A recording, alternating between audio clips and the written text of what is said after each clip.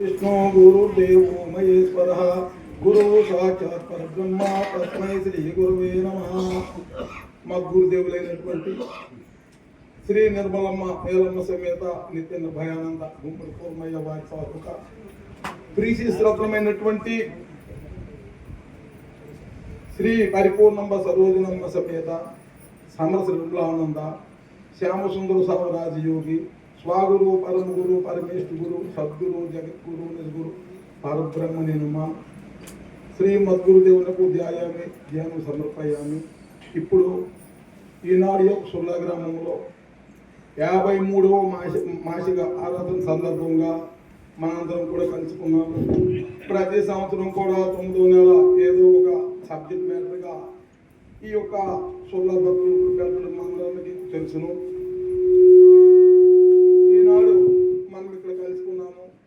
వార్తాలుగా గురుదేవులు వారికి కూడా సాంప్రదాయబద్ధంగా పూజ చేస్తూ ఇప్పుడు ఈ యొక్క సభ ఏర్పాటు చేసుకున్నాము. ఈ సభలో కేవలం కూడా శుద్ధ నిర్బంధంతో కందార్థాల తాలూకా విషయమే మాట్లాడాలని, అవి కూడా ఎవరికి ఏదైతే లాటర్లో రెండేసి పడ్డాయో అధ్యాయములు పడ్డాయో 2 అధ్యాయాలు 2 కందపదాలు అవి చెప్పాలని అన్నారు. అయితే ఇక్కడ ఉన్నటువంటి ఏదైనా అధ్యక్షులు మన యొక్క ఐడిపల్లి జంగాల స్వామి గారికి, మరి తర్వాత మన యొక్క కెల్ల ఆదినారాయణ స్వామి, ఇంకా ఉండవలసినటువంటి అందరికీ కూడా పేరు పేరుగా కూడా ద్వాస నమస్కారం చేస్తూ ఇప్పుడు మనం కూడా ఏదో చెప్పుకోవాలి. ఇక్కడ 4 రకాలుగా ఉన్నాము. అభ్యాసులు, అభ్యాసతిథులు, ఆరుడోతిథులు. అందరూ సమానమే. ఎవరి తాలూకు అనుభవం బట్టి వారు చెప్తారు. అయితే ఇప్పుడు ఎరుకోత్పత్తి గురించి చెప్పమన్నారు.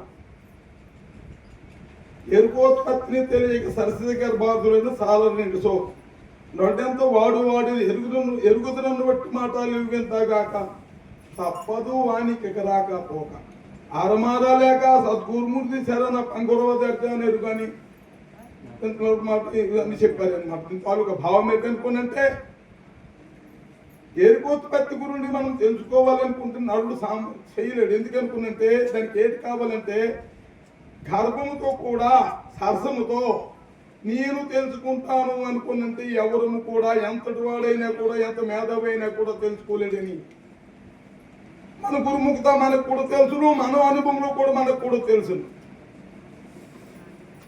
నరుడు ఎంతో వాడది ఎరుగుతున్న బట్టి మాటలు వింత కాక ఇది ఒక వింతే కానీ నేను తెలుసుకున్నాననేటువంటిది కూడా అది నిజమైనటువంటి మాట కాదు. గురుమూర్తి శరణ పంగురవదార్చాన్ని నెరుగాని ఎవరు గురుమూర్తి తాలూకా సేవ చేసి వారి తాలూకా ఆ యొక్క పాదములు ఉన్నటువంటి ఆ యొక్క ఏదైతే ఆ రేణు అనేటువంటి ఉందో అది అమృత భోజనంగా అతను స్వీకరిస్తూ వినయ విమృతులై తగ్గి నేను ఎప్పటికీ కూడా లఘువునే కానీ నేను దానికంటే అధికమైనటువంటి కానని ఆ యొక్క గురువు చెప్పిన యొక్క రూటులో ఆ యొక్క మార్గంలో వెళ్తూ అలాగే వెళ్ళడమే కాక ఈ సమాజం అనే మన యొక్క భక్త కూటంలో మొట్టమొదట మనం ప్రతిరోజు పడుకున్న తర్వాత ఆ పడుకునే ముందు మనకి ఎంతే నిద్ర రాదు కాబట్టి కొంతసేపు గురువు గారికి స్మరించుకుంటూ ఆ రోజు చేసినటువంటి కళాపాలలో నేను చేసినటువంటిది కూడా ఎంత మట్టికి శ్రేయస్కరమైనటువంటిది, ఈ 24 గంటలలో నేను ఎన్ని గంటలు, ఎన్ని నిమిషములు, ఎన్ని సెకండ్లు కూడా గురు స్వర్ణంలో ఉన్నాను. వారి పడుకోకముందు కూడా వాడు ఆ యొక్క మాట మతలో తలంపు చేసుకొని ఆ తర్వాత పడుకొని ఎప్పుడైతే మళ్ళీ నిద్ర నుంచి లెగుస్తాడో లెగిసిన తర్వాత హే గురుదేవా, శివుడి నిద్రించే ధైర్యము, నీతికి బ్రతికే బలము, సమాజం సహనము, పరోపకార హృదయము, మంచి పని చేసే ఆరోగ్యము, బ్రతికించేదాన్ని నాకు ఇవ్వాలని చెప్పేసి ఆ గురువు గారి యొక్క పాదాలకి ఒక ధ్యానంతో స్మరణ చేసి ధర్మశాస్త్రం ప్రకారంగా స్నానం చేసి ఆ యొక్క గురువు గారికి మొట్టమొదటి ఎన్ని పనులు ఉన్నప్పటికైనా కూడా ఎక్కువ లేకపోతే లఘువో ఆ యొక్క అనుష్ఠానం కూడా చెయ్యాలి. చేసి ఆ తర్వాత 2 శ్లోకాలు అయినా కూడా గిరిగీత చదివినప్పుడు అతని తోలికి హృదయం మంది ఎలాగా ఉండాలి అనుకున్నంటే ఈనాడు ఎన్ని పనులు నేర్పించుకొని ఇప్పుడు మనం ఎలాగైతే ఇక్కడికి వచ్చామో అదే విధంగా నాకు అవకాశం దొరికితే ఆ పెద్దల దగ్గరికి వెళ్ళి బోధ నేను వింటాను, నీ నా యొక్క సమాజంలో కలిసి పాలు పెంచుకుంటాను, గురువు తాలూకా సేవ చేస్తాను.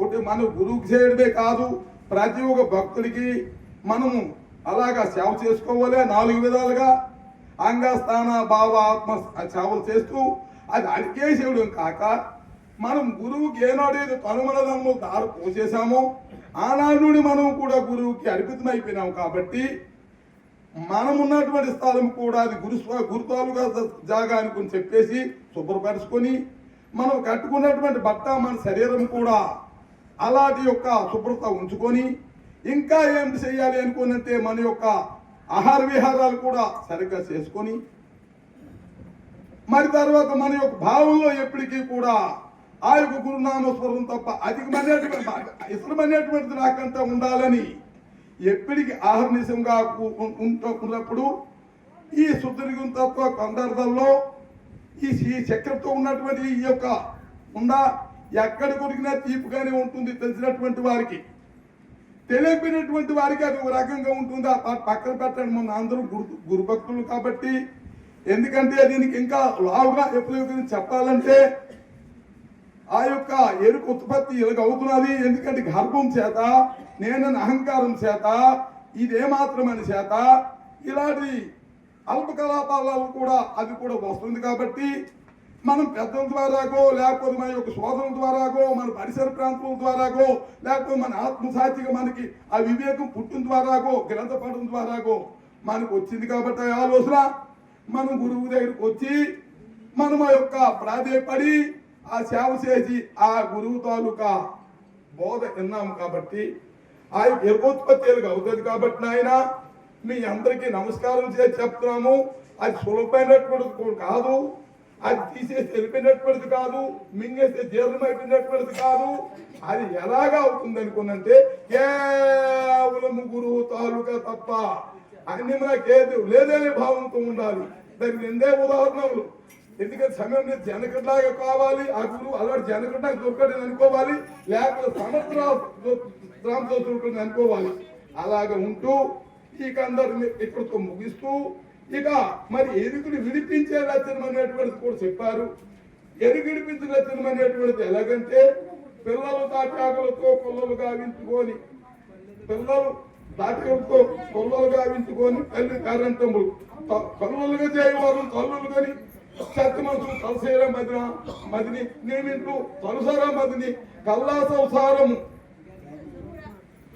ఇది నిజమని ఎవరైనా కూడా అనుకుంటారో ఇప్పుడు చెప్పిలాగా వాళ్ళు ఎప్పుడు గిడిపించలేరు.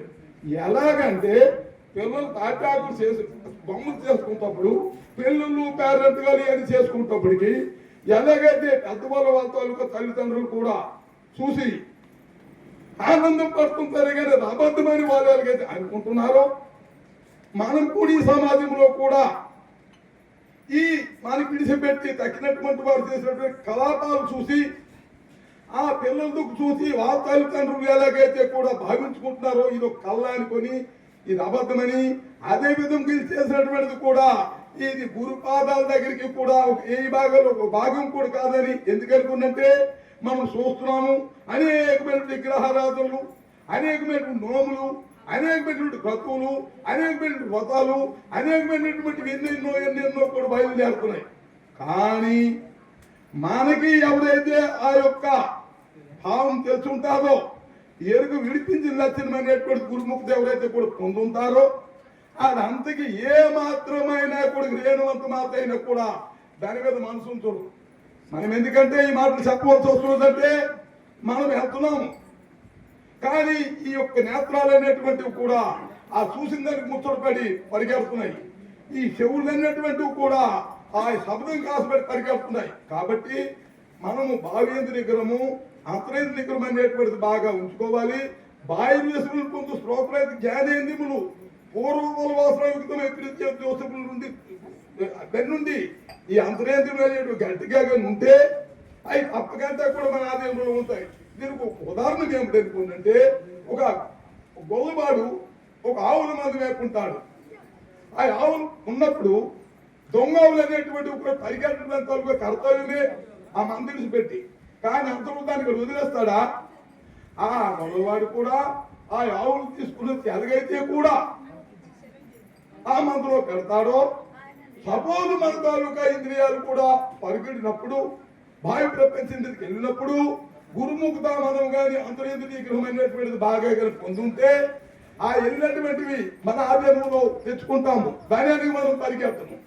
ఎందుకు అనుకున్నంటే అది ఎలాగో మనం అనుకున్నంటే, ఒక సారా తాగినటువంటి వాడికి మనం ఉదాహరణ తీసుకుంటే ఆయన మీద ఎక్కువ మొక్కవైపు ఉంటుంది కాబట్టి ఆ సమయం కదా లేకపోతే వాటితో ఇంద్రియాలలో కూడా స్వల్పబడిపి ఎక్కడొక్కడ అవసరం పెడతాయి. కాబట్టి ఆ సారాయానికి వాడాలి పరిగెడతాడో, మనం కూడా ఈ భావి ప్రపంచంలో కానీ మనిషించామంటే ఆ సారా తాగిన వాడిలాగే మనం కూడా దానికి ఎదవలసి వస్తుంది. కాబట్టి అంతరంలో అది ఆలోచన చేసి ఆ అంతరేంద్రియ ఒక నిగ్రహం ద్వారాగా అలాంటి యొక్క మనం ఆ కార్యకలాపాలు వ్యర్థమైనటువంటివి కూడా మనం ఏమిటి కూడా పట్టించుకోకుండా ఇలాంటి గురువులకి మనం అహర్నిశం కూడా రుణపడి ఉన్నాము. ఎందుకంటే రుణపడి ఉన్నాము, ఎందుకంటే శరణం చర్చించుకుంటుని ఇచ్చినప్పటికైనా కూడా గురువు రుణం తీర్చలేమనేటువంటి ఒక బాధ ఉంది. కాబట్టి ఆయన మనం ఎలాగా ఉండాలి అనుకున్నంటే తెల్ల బట్ట కట్టుకొని వెళ్ళినటువంటి వాటిలాగా ఉండాలి.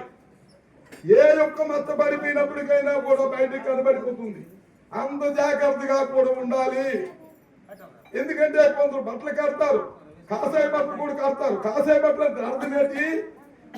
కాయము దానికి అసైన్ చేసేటువంటి బట్టలు కాసాయి బట్టలు.